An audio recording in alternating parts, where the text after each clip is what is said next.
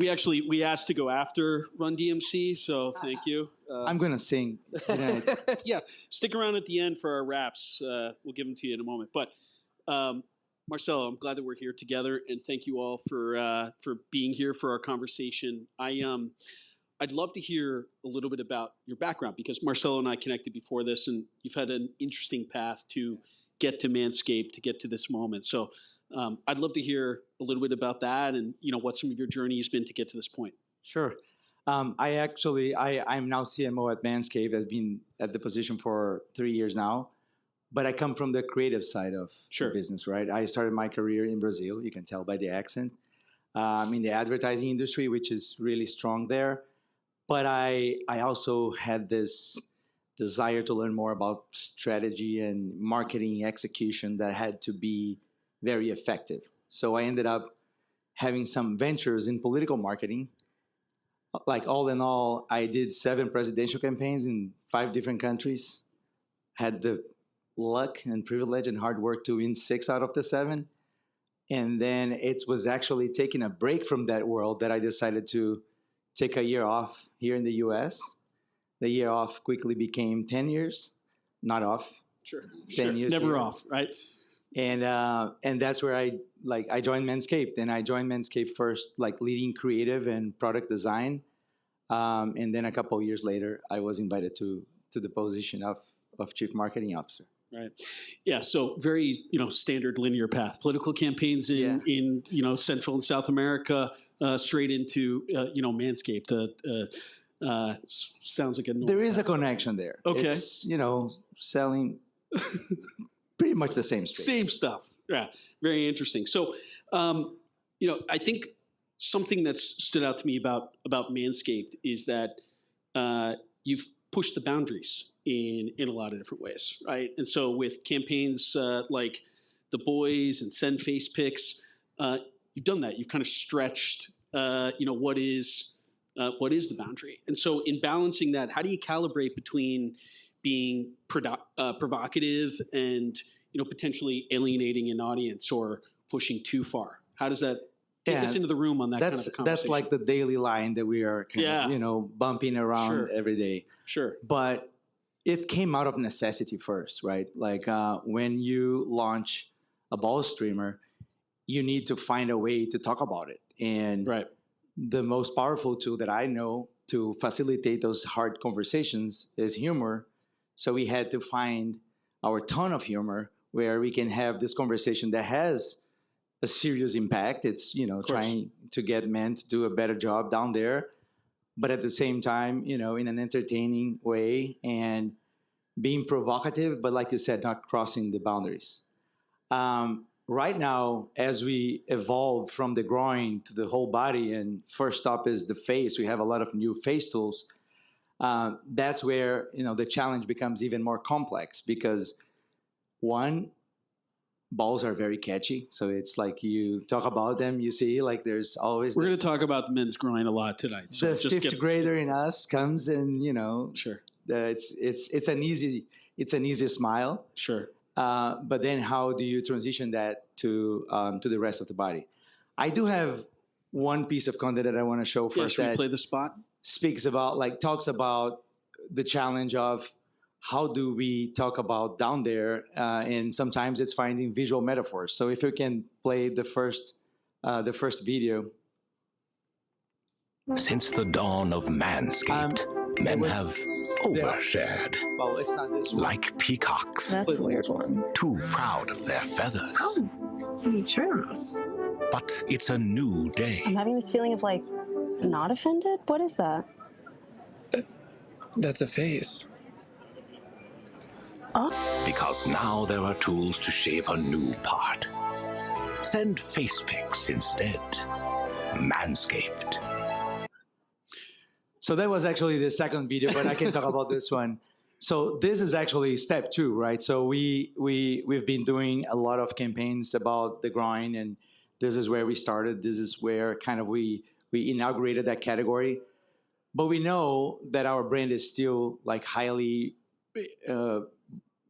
highly connected to that space. So to talk about the face, we had to come up with a campaign that mentioned where we were and kind of captured that attention, but then led to, hey, it's time to send face pics instead. It's time to kind of take care of your face. And for this campaign, the funny thing is that we actually used a lot of science. We found this researchers in Canada that had done a few papers on male behavior. And there was a few key data points that kind of led us to that concept. One was that 80% of men roughly believe that sending a photo of your private parts was effective and welcomed. And they've clearly talked to a lot of women, I think. And 12% of women found that they were actually well received and effective. So you can see the gap, right? It's pretty obvious. And then these researchers in Canada, they helped us because they proved through science that a face pic is 9 times more effective to engage on a conversation, on a relationship, or whatever your intent is, than sending a photo of your downstairs. Sure. So it's obvious from a cultural perspective, what you were playing on, right? But that's a big move for the brand, right? That's a big shift, right? So how did you make the decision to do it? It's obvious in retrospect, but what kind of testing did you run, did your team run to kind of back that decision and say, hey, you know what, it makes sense to move up the body a little? Yeah, I mean, actually, it was the plan since the beginning. Like when Paul Tran, our CEO and founder, started Manscaped, he started with the groin because he saw the white space. Like he had the intention to create this male grooming company, and when he looked at the companies that were saying that they served men, they were skipping one part of the male anatomy that's quite unique to men. So like, how can you serve men if you are skipping one of the parts that are very specific to men? So he decided to start there, but there was always, from the beginning, we knew that the idea was to be a man's grooming company that serves. We now have the tagline, "Men care, you're everywhere." So yeah, we want to men care, you're everywhere. What is interesting about that evolution is that we are almost like in opposite states in those two categories. Like when we talk about the groin, we created the category. We are the leaders. We own the biggest market share, and there's a lot of people trying to steal our lunch from up and down, like big brands coming and copying our products, cheap products trying to do a quick knockoff. And then is that the biggest threat for disruption from big brands, or is it upstarts, or is it a mix of both? Like, no, there's all like from all sides. Everywhere. Yeah. Okay. And then on the face, now we are the disruptors. We are the ones trying to steal their lunch, and we are the ones trying to, get a piece of their market share, which we are doing so far. Like we are, I think, creating a problem. Sure. So I think, that's an interesting point, and it leads me to the next part of this, is that as you're going through that kind of brand transformation and extension, right, one of the risks that you have to balance is dilution of that brand, right? Because one of the things that you're known for that we talked about at the top is about distinctiveness, right? You like you said, you own the category. That's highly distinctive and understood. And so as you move to, new brand extension, how do you balance that while still maintaining that Manscaped brand at the same time? Yeah, I think the tone of voice is key here. I mean, from a product side, there's like the design of it. Like we have a pretty strong sense of design. We try to be more clean and modern than the existing products that tend to be a little too techy and, almost like nerdy in a way. But from a brand perspective, I think the tone of voice that we had to develop to talk about the groin is actually very welcomed in the face category, which is populated with brands that have a more technical, appeal and conversation. They are all about like, don't buy 5 blades, buy 7 blades. Yeah, the number of blades, the RPMs, the metals, and all this. And I think we are almost like a soothing voice that kind of, hey, let's make this chore into something more entertaining, engaging. Let's talk about how you want to look, your identity, instead of like trying to install a look or an efficiency as the key driver. So I think our brand tone is what we pay a lot of attention on, keeping it the same. Yes, we're not going to be talking about the groin anymore. We don't have that natural, easy humor, but keeping that sense of humor. I think. Yeah, should we play another video? Yeah, if the next piece is right, I think you'll see a little bit of that as it's either going to be the face or the groin, but we'll see. Let's play roll, the next. Let's video. roll the dice. Son, what are you doing in there? Son? Hello? So I take a pic of my face. What? And she responds back, cute face. You married me? Down the riverside flow. Breathe. Don't let this go. Don't let it fall. Don't worry, we'll take it slow. Just don't let it go. Just don't let it go.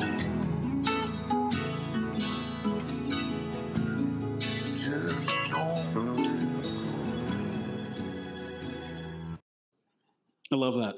Yeah. It's so great. Thank Yeah, you. a little round of applause for Thank that you. one. No, that's pretty cool.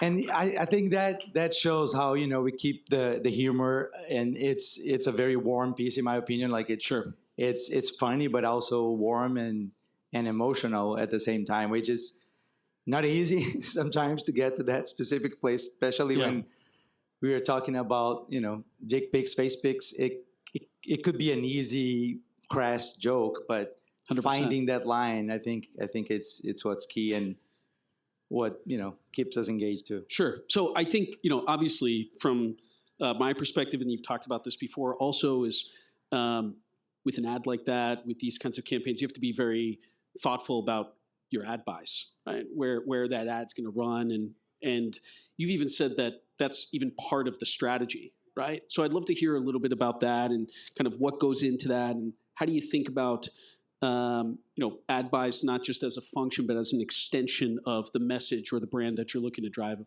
into the audience. Yeah, I mean, there's a few different layers that at least I get from your question here. One is we as a company, I think we started in a very strong performance D2C space, right? Sure. And it was the perfect space to kind of get us through competing with, legacy brands, at least on the trimmer space. You can show yourself the same quality of, someone who's been around for 100 years. But then as we grow, it becomes difficult to keep that efficiency in that space. And I think as we mature too, and thankfully now we do have the retail footprint. We are at Walmart, Target, CVS, Best Buy, Costco, Canadian Tire, Harrods, Boots in UK, that allows us to flip the switch a little bit on our media buy. So now, because we are into more categories and we have a wider distribution, that's perfect timing to flip the media mix. So we are going way more upper funnel now than we did before. Right. Those kind of content and campaigns that we've shown are kind of core to us right now. One of the challenges we have is that some networks, when they see just the Manscaped logo, they already flag it like, some attorney somewhere is not here.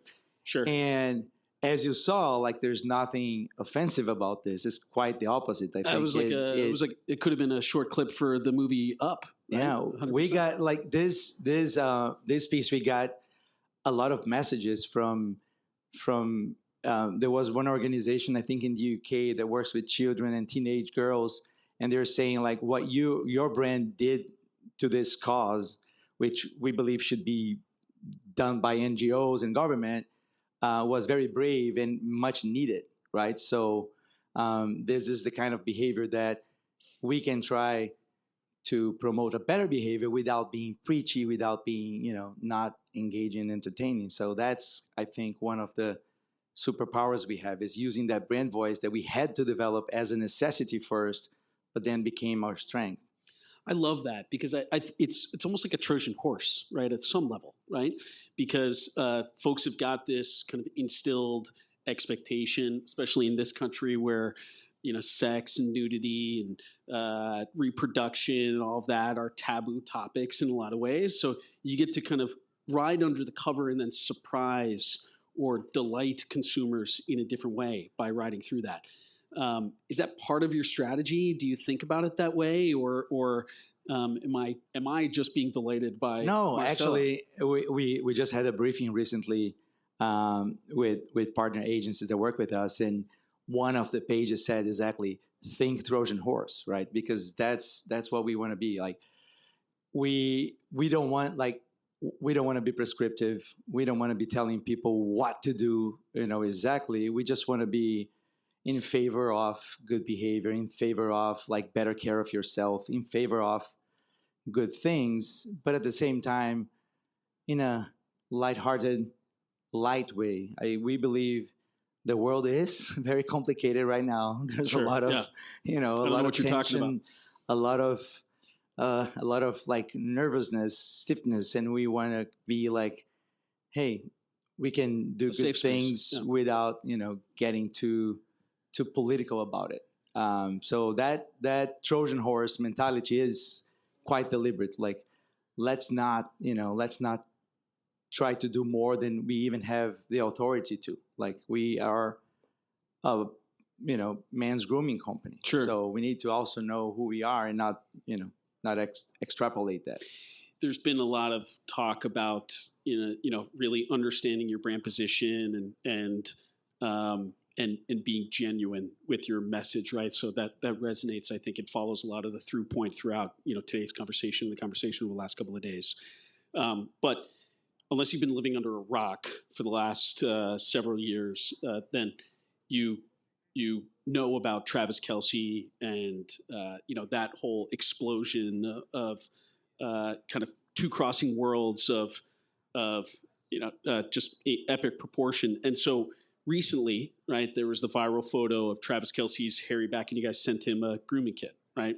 And so you've obviously taken advantage of this cultural moment and found a spot for yourself. But tell us a little bit more about the decision behind that, because I love that. And B, how do you pick the cultural moments to play in? Talking about kind of that, your throughput here of talking about staying genuine to brand and to the message that you want to carry forward. Yeah, one about like how do you decide? We have a very empowered team, so I probably get to see that same day as you. Yeah, sure. Henry here is our VP of creative. I wish he saw that. I mean, I think he saw that before, but we actually have a team who knows our brand in and out, and we'd rather have them empowered to do those activations, find those moments, and go for it, and then if something doesn't go exactly as planned, hey, let's all sit together and either learn or correct or apologize. Sure. Which hasn't happened yet, thankfully, because in the category that we live, it's always hard to navigate. Right.